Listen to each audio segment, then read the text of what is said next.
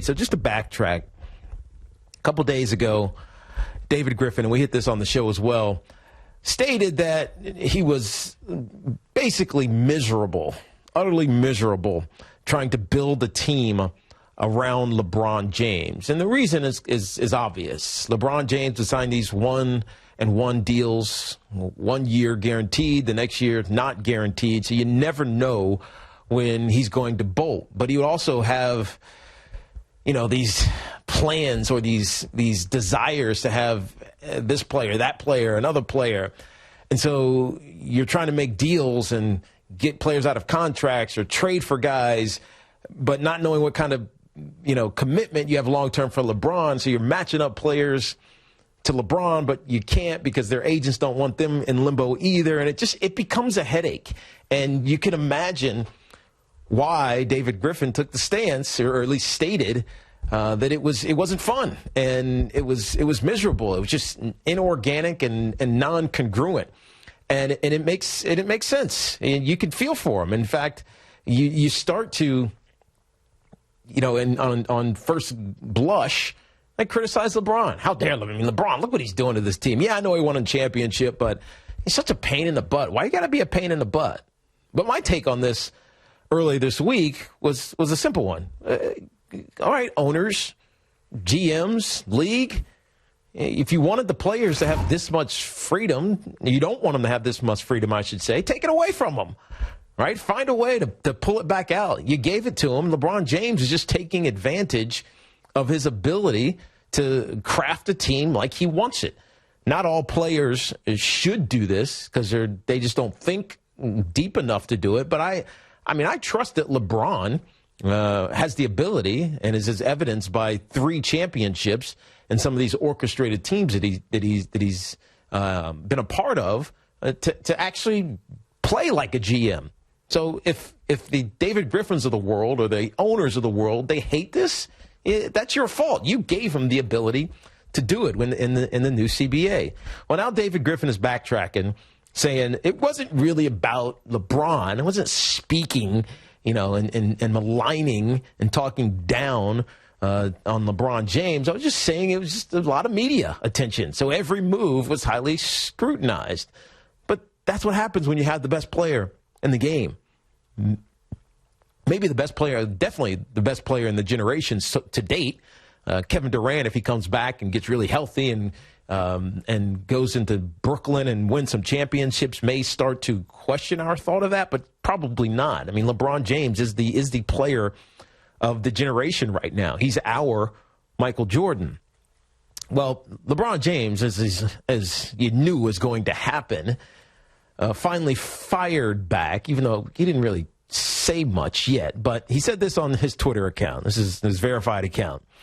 Quote, all right, enough is enough. The throne has been played with too much, sick, because he didn't have 2 O's. And I ain't for horseplay.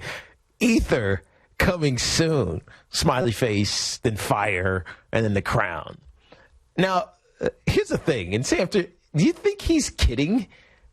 Or I'm trying to figure out LeBron's mindset. And I'll tell you why. LeBron James has had an unbelievable career. And despite the failures in the postseason, he was playing against a dynasty, one of the great teams that we've ever seen. I'm not talking about a great player, but there was one of the great players in Kevin Durant on those Golden State Warriors teams. And one of those years, he played against one of the great dynasties. So it's not like he was playing an inferior team or, quite frankly, that he was favored in any of these losses to the Golden State Warriors. And so in context, despite those losses, LeBron James is iconic, and he's been amazing. And so at this point in his career, 35 years old, he's 35 years old, and have won 3 championships. He went to 8 straight finals. Does he really care that people are talking about him? That people are saying things like that seemingly were obvious, right? Because even from afar, you knew how much of a pain in the butt. Like what David Griffin said was was, I think, profound and it was telling, but it wasn't that obvious. Right? How many guys did he shuttle out? I mean, heck, he got rid of his coach because he didn't like his coach. After his coach took him to the NBA Finals. So are you surprised by what David Griffin said? Of course. I don't think anybody was surprised. Maybe it just clarified or crystallized what we already knew. But after he said it, LeBron James now is kind of making a joke, but kind of not. And like he's going to threaten something else coming out. He hashtag it James Gang with the fist sign hanging up. Do you think he's taking this seriously as a slight? And if he is he too sensitive? What do you think? How do you read this? That's a two-part question to unpack. Yes, he's too sensitive. Now, that sensitivity drives him. Mm-hmm. That's one of the things of course. That drives him. He still wants to be great. I get it. And it's one of the things that hurt him early in his career, which is why he had to go dark during the playoffs, so he didn't read social media or text messages. Yep. Because he is so sensitive, he let things get to him too easily. So he started going dark, not paying attention to it, so he can focus on the court, and it helped him because he is very sensitive. But do I think he's serious? Yes, I do think he's serious. Now, I don't know if he's more upset about the fact that David Griffin said it was unsustainable and it was inorganic and I was miserable. True. But it's true. Right. But I don't know if he's upset about that part or if he's upset more because part of the thing that's also getting the news is that Griffin said there wasn't a lot else for him. I don't think he's the same animal anymore about winning. So now maybe there's this it's probably all-encompassing. Yeah. First, it's about having to build a team around LeBron and his demands, but also now you're questioning his focus and his desire to win.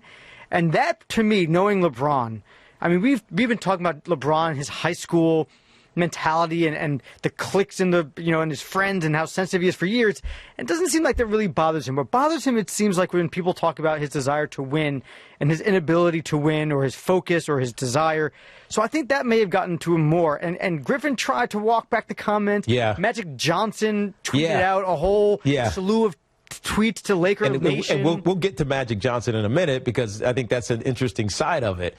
But I speculated that. I think a lot of people speculated that because, I mean, we romanticize probably too much in sports. So LeBron James,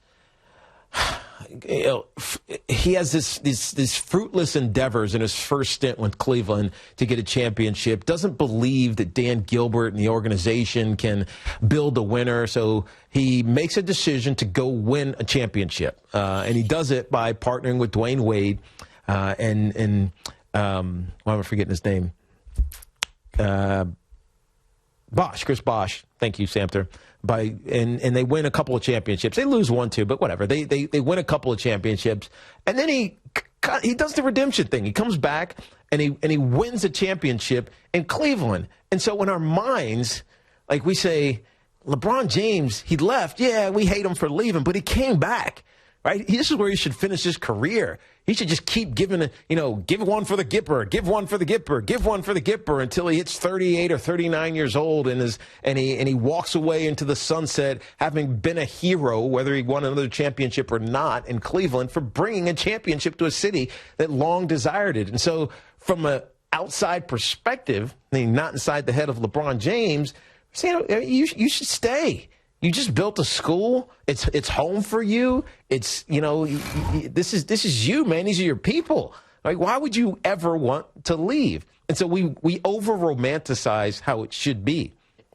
The reason I started to question whether or not LeBron was as committed was partly because of that, but also because of where he chose to go, which is Los Angeles. The L.A. Lakers have a ridiculously storied history. We all know this. There are icons that LeBron, as good as he is, can never catch. He can't catch Magic. He can't catch Kareem. He can't catch any of these guys. He can't catch Kobe, or probably even Shaq. He's not going to have a trophy outside of the Staples Center like all of these guys do. And so you start asking yourself, what's his incentive to go to L.A.? Well, it's because he wants to do movies. It's because he has business endeavors that are across the world. And L.A. is the place to do those things. And his son Bronny can go play at this ultra elite private high school and play with other stars' sons and propel his life forward. That can happen in LA. It couldn't have happened in Cleveland. So we started to make it more about what LeBron's next career was going to be as opposed to his current career. And it's honestly a shame that we went there, because if we know anything about LeBron, that's the last thing that he's thinking about. He wants to win. He screwed it up last year. It's him and Magic and everybody else involved with the Anthony Davis mishap in the middle of the season that just derailed psychologically their team. But he wasn't doing that because he was trying to screw it up. He was trying to get it right. And Magic Johnson, as Samter just mentioned, responded to David Griffin's criticisms. He said on his Twitter account, @Magic Johnson, "Laker Nation, I can tell you firsthand that LeBron James is committed to bringing a championship back to L.A. He promised the people of Ohio he would bring a championship to Cleveland, and he accomplished his mission. It isn't fun playing with any great player if you don't win the championship. It takes a lot of hard work, pain, and suffering, etc., etc., etc. It's hard getting a championship in any league or level, harder to win a championship, and you can't imagine the difficulty of maintaining that level of excellence." Now, that sounds like coach speak. It sounds like motivational speak. But I think he hits on something that's important. It is hard to win a championship. LeBron James knows this. He did it kind of the easier way by partnering with Bosh and Dwayne Wade in Miami. But when he came back to Cleveland, it was not easy. We remember the one, which also wasn't easy because they were down 3-1. It's hard. And especially for an aging player, it's got to be harder. I have no doubt that LeBron wants to win a championship, and bringing Anthony Davis, or at least helping bring Anthony Davis to Los Angeles, may be the catalyst, may be the piece that lifts them over that proverbial edge. Couple that with the fact that the stars are dispersed around the NBA now, he has a better chance. If Golden State had stayed together, you'd feel less confident that LeBron could get it done. But do you feel confident now that LeBron can get it done? That by being challenged, in a sense, by David Griffin, it relights a fire that's always been there, but hasn't been as public the last season and a half.